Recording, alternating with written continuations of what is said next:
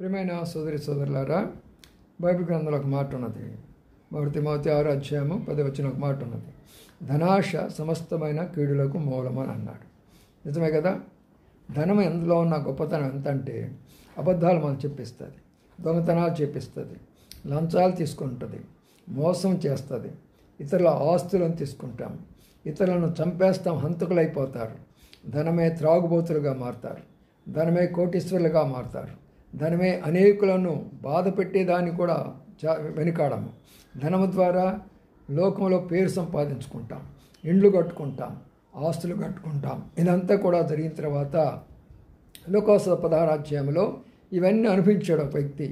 ఈ ధనం ఎక్కడికి తీసుకెళ్ళిందంటే నిత్య నరకానికి వెళ్ళిపోయింది.